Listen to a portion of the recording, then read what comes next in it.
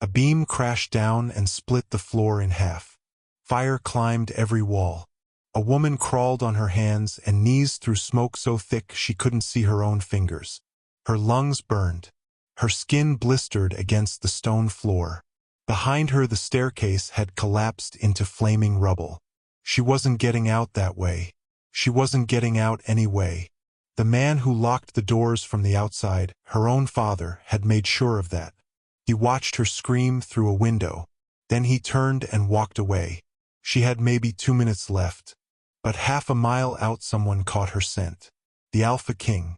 Cale Thornwood. He didn't send soldiers. He didn't call for water.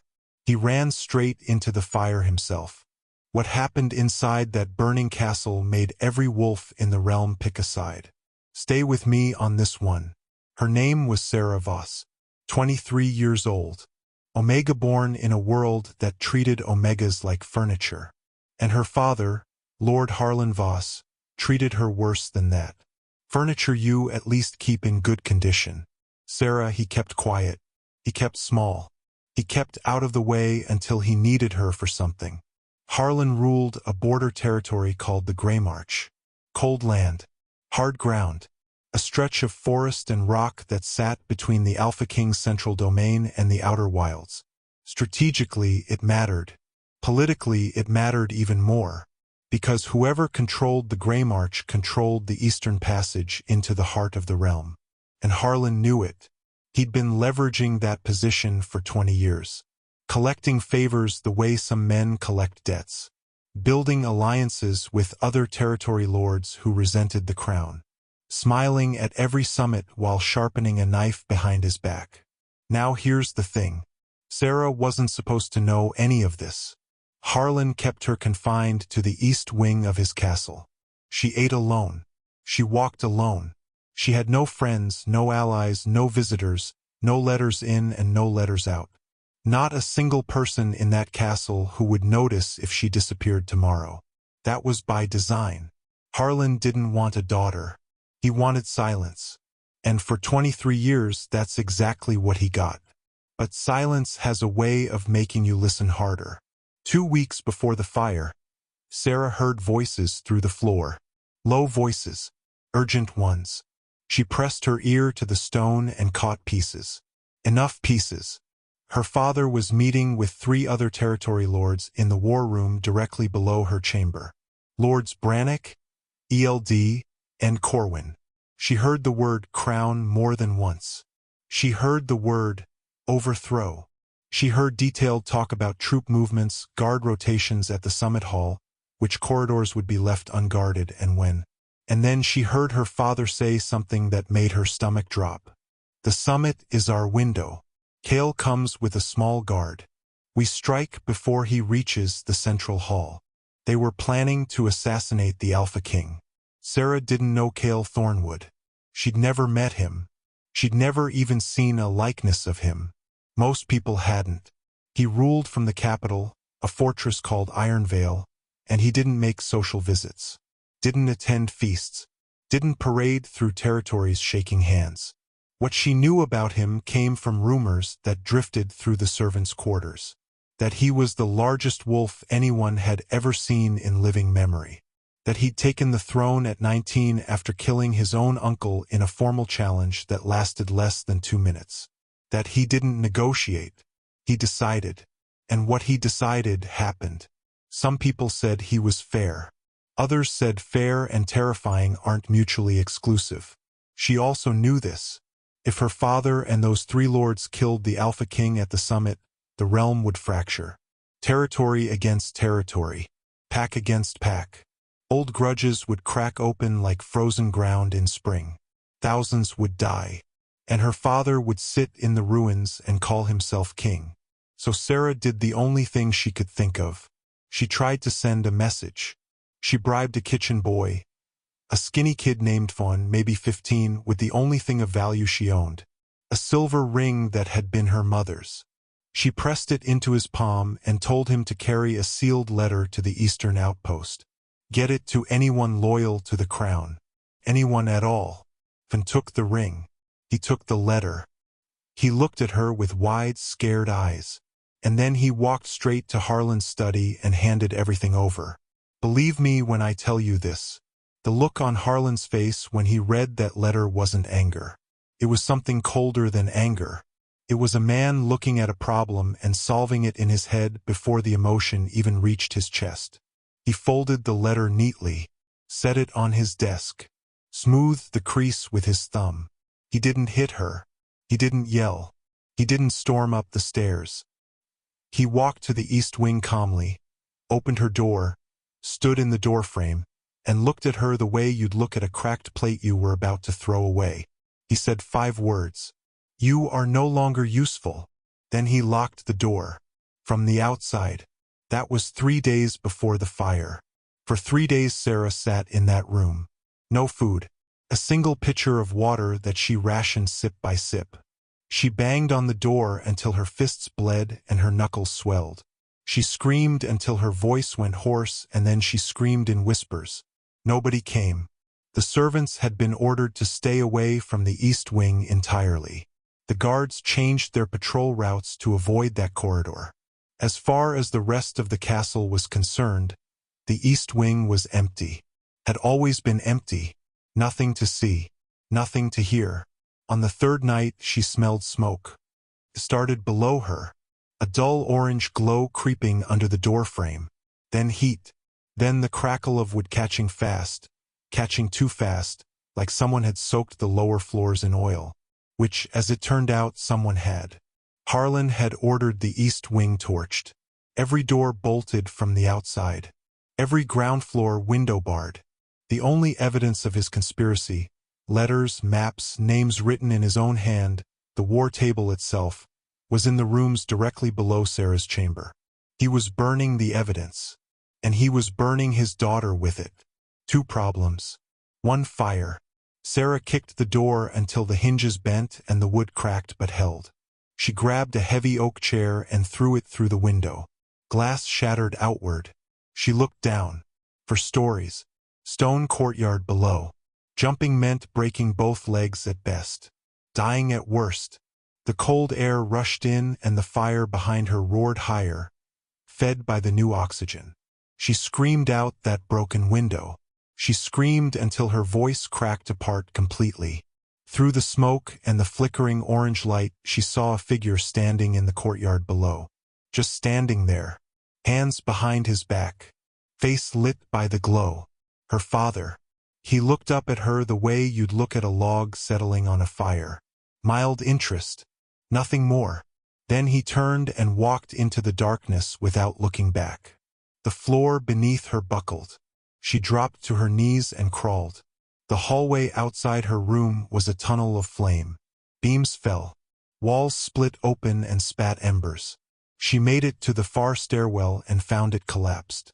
A dead end of fire and stone. Nowhere left.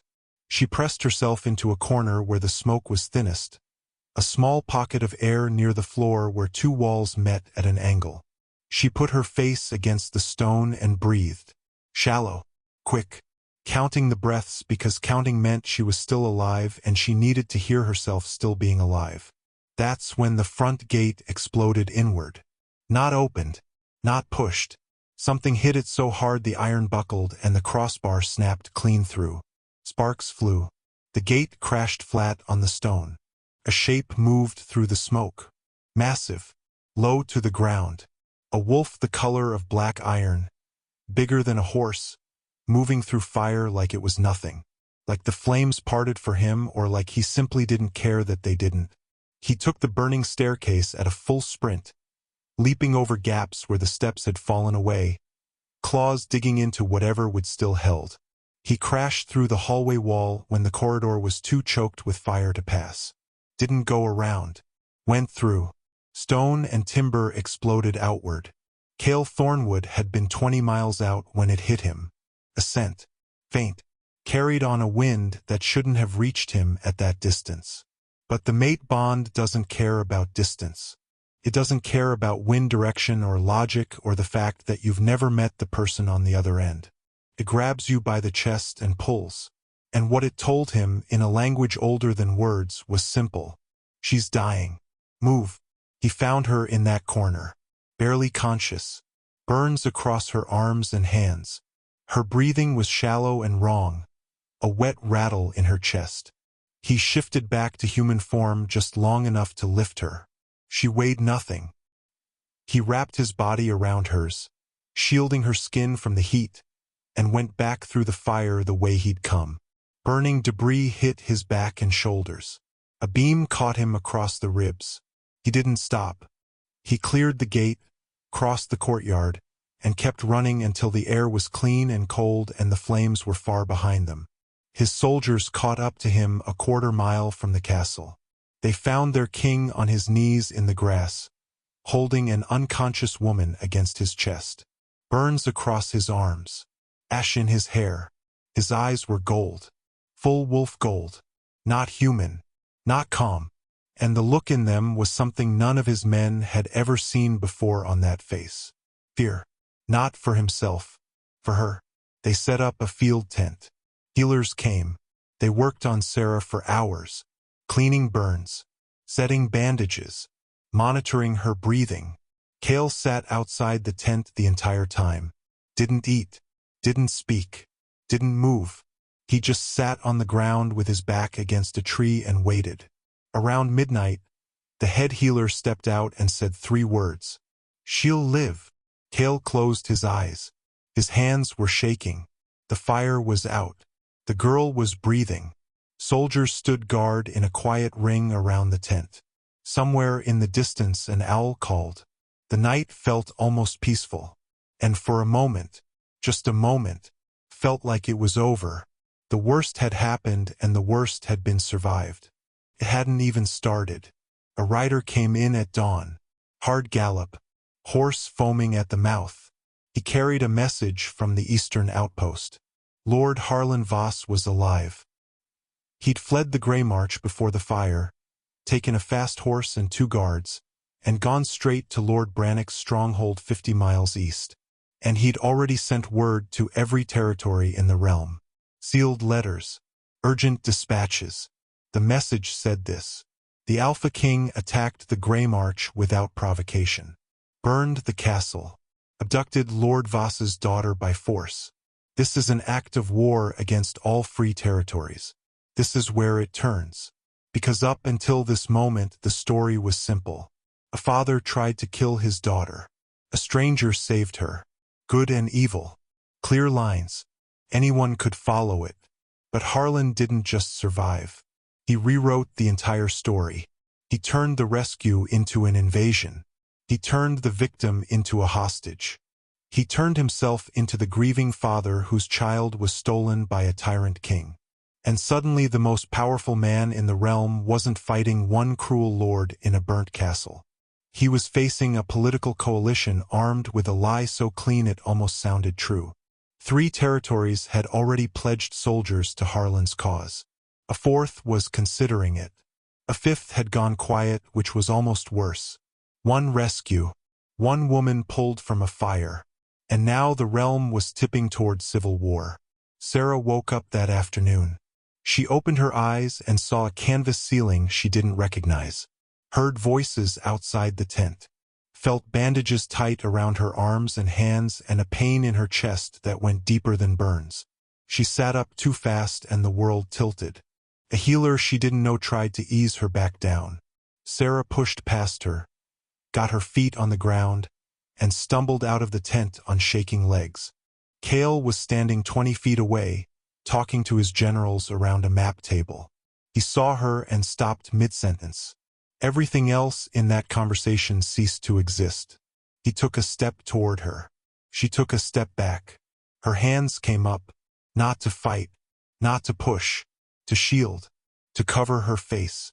It was reflex, the reflex of a woman who had learned, over 23 years, that when powerful men move toward you, pain follows. Cale stopped. He didn't come closer. He didn't reach for her. He just stood where he was and said, "You're safe." She didn't believe him. Why would she? He told her what had happened. All of it. The fire. The rescue. His soldiers, the healers, the camp. He told her carefully, slowly, the way you talk to someone standing on a ledge. She listened. Her face didn't change. She didn't speak. When he was done, she asked one question. "Where is my father?" And when he told her, when he explained what Harlan had done, the lie he'd spread across the realm, the war he was building from a safe distance, Sarah didn't cry. She didn't collapse. She sat down on a supply crate, put her bandaged hands on her knees, and stared at the ground for a long time. Then she looked up and said, "He'll never stop. Not until I'm dead or he's won." Cale said, "He won't win. You don't know him. I don't need to know him. I know what he is." And men like that always think they're the smartest person in any room they walk into. That's the mistake that finishes them. That night, Cale held a war council. His 4 top generals around the table. His head of intelligence. And Sarah, sitting at the far end, still in her bandages, still pale, still looking like a strong wind could knock her down. But she was the only one in that tent who knew the full scope of her father's conspiracy. The names, the alliances, the exact timeline, the layout of the war room. She gave them everything. Every conversation she'd overheard through the floor. Every lord who'd been at that table. The plan to strike during the summit. Cale listened without interrupting.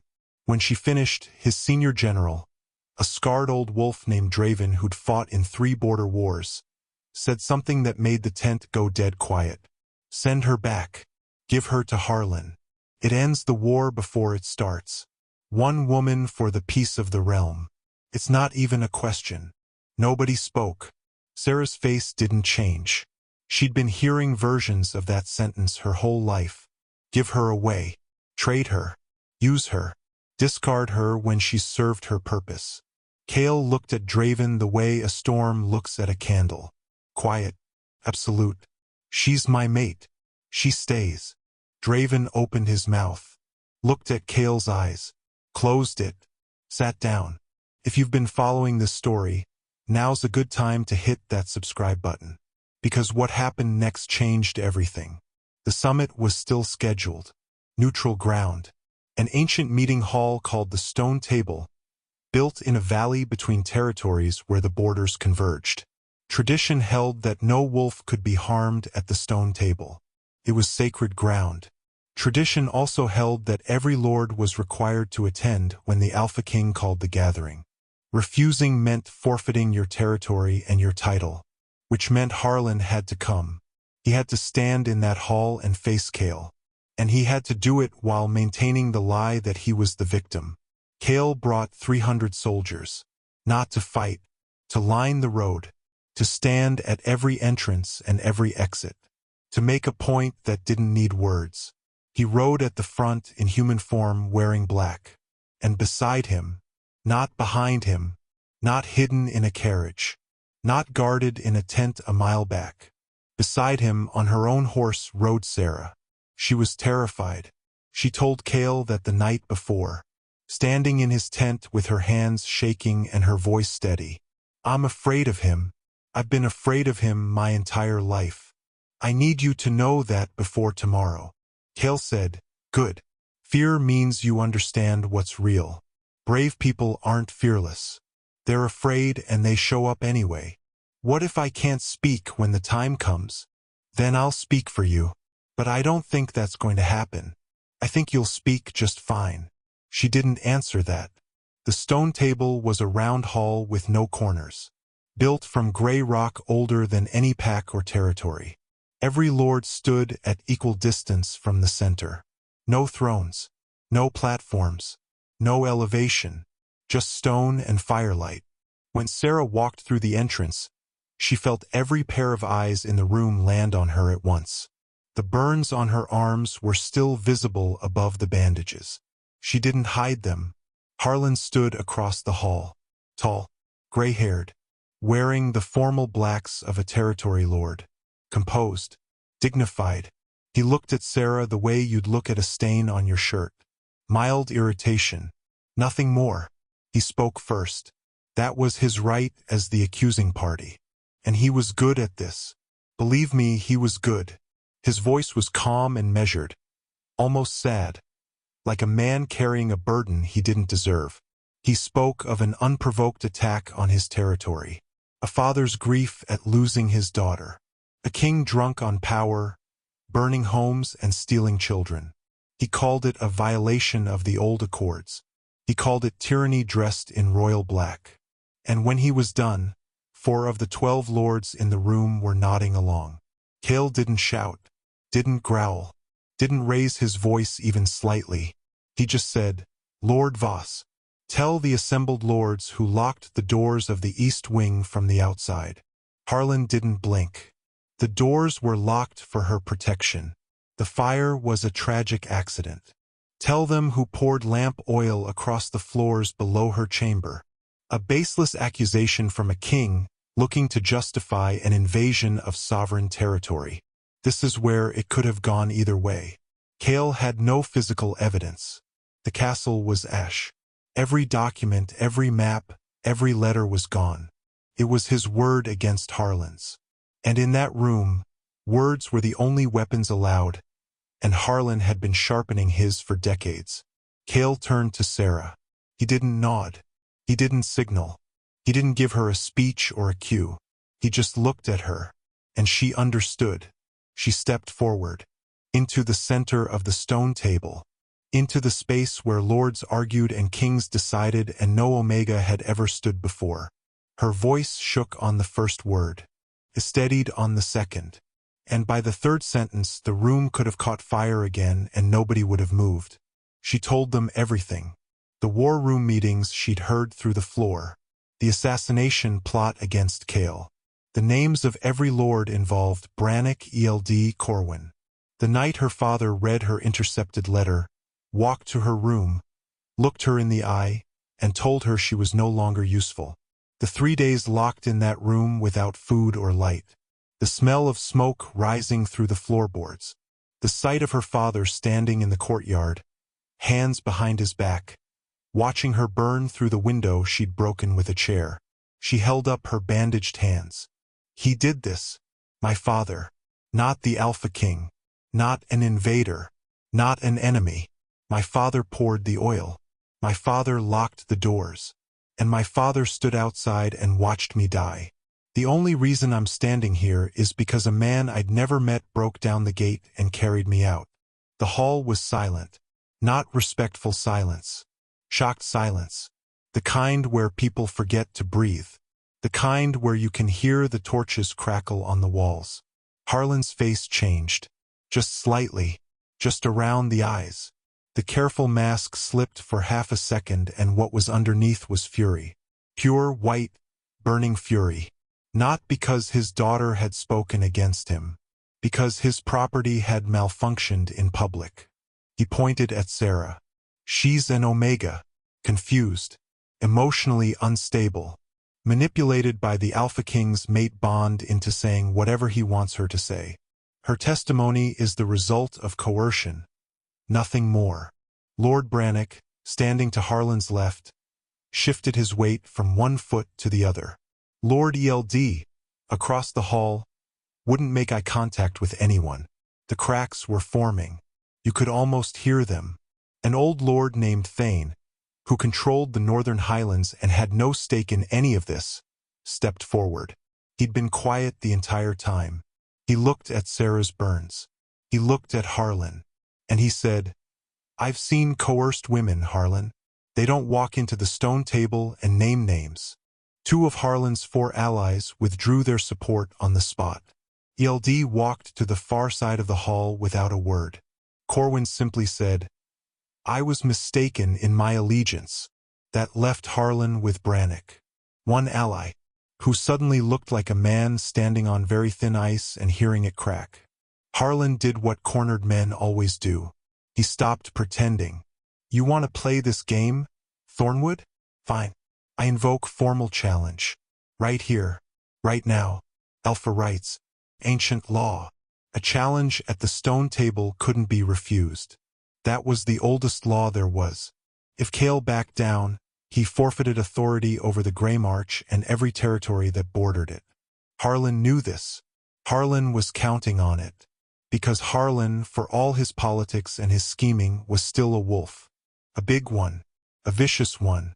He'd killed his own beta in a dominance fight 15 years ago, and no one had dared challenge him since. Cale didn't say a word. He pulled his shirt over his head, walked to the center of the floor, and waited. The shift was fast. Harlan went first. A gray wolf, heavily muscled, teeth already bared. He lunged before Cale had fully shifted, got his teeth in, drew blood along Cale's left flank. A dirty move. A desperate move. It was the last mark he landed. Cale's wolf form filled the center of the stone table like a shadow swallowing a room. Black iron fur, gold eyes, shoulders as high as a man's chest. He didn't lunge. He didn't snarl. He moved forward with the steady, deliberate calm of something that has already decided how this ends and is simply walking toward the conclusion.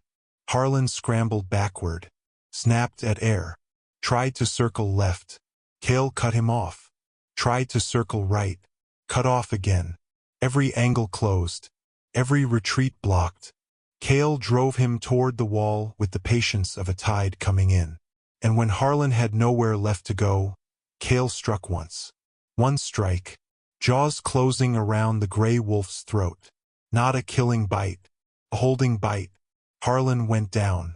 His legs kicked once, twice. Then his body went limp. A low whine escaped his throat. His eyes dropped to the floor. Submission. It was over in less than a minute. Cale shifted back, blood on his shoulder from where Harlan had caught him. He stood over the gray wolf on the floor and said one sentence. Exile. If you're seen in any territory under my protection, there won't be a second judgment. Harlan slunk out of the stone table in wolf form. Tail low, head down. Nobody followed him. Nobody said goodbye. Lord Brannock quietly slipped out through a side door and was never politically relevant again. The days after the summit moved slowly. The rebellion dissolved like frost in morning sun. Lords Eld and Corwin sent formal letters of apology to Ironvale. The remaining territory lords reaffirmed their loyalty at the stone table before departing. The Grey March was placed under direct crown protection, and its people were given safe passage and resources to resettle wherever they chose. Sarah stayed at Ironvale, not because Cale told her to. He didn't tell her anything.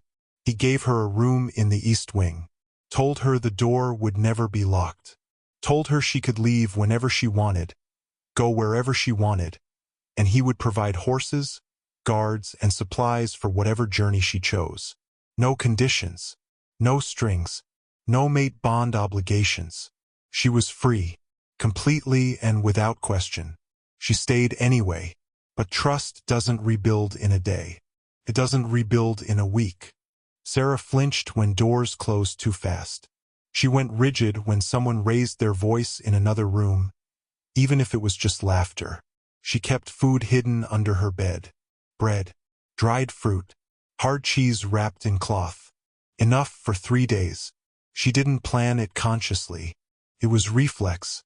23 years of reflex built on 3 days of starvation and a lifetime of never knowing when the next punishment would come. Cale noticed all of it. He didn't mention it. He just made sure the kitchen was always open day or night and that Sarah knew it. He didn't touch her unless she reached for him first. He asked before he entered any room she was in. He never raised his voice in her presence. Small things, steady things, the kind of things that don't look like much from the outside until you realize that no one in your entire life has ever done them for you before.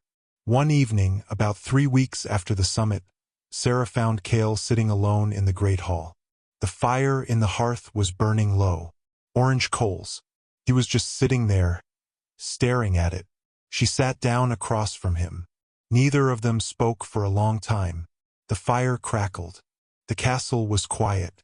"Why did you come into the fire?" she asked. He looked at her. "You know why. The bond." "No." He shook his head. "The bond told me you existed, told me where you were. But it didn't make me run into a burning building. That was me. That was a choice. You didn't even know me. I didn't have to. Someone was dying and I could stop it. That's enough. That's always been enough. She thought about that for a long time.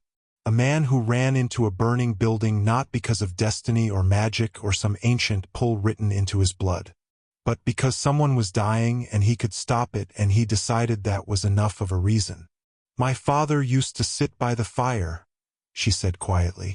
He'd sit right where you're sitting, and I'd stand at the far end of the room and wait for him to notice me. He never did. Not once in 23 years. Cale looked at her. I notice you, Sarah. I know. Her voice cracked. Just slightly. Just enough. That's the part I'm still getting used to. He didn't say anything more. He just stayed where he was. Present. Steady. Not reaching. Not pushing. Just there. The fire burned low and she didn't leave. There's a thing about fire. It destroys. Everyone knows that part. But it also clears ground. It burns away what's dead and what's rotted and what should have fallen a long time ago. And after the fire, in the bare black soil, things grow. New things. Stronger things. Things that couldn't have taken root before because there was too much dead weight choking the ground. Sarah's old life burned the night her father locked those doors. Everything she'd known. Everything she'd been taught about power and obedience and her own worth. All of it.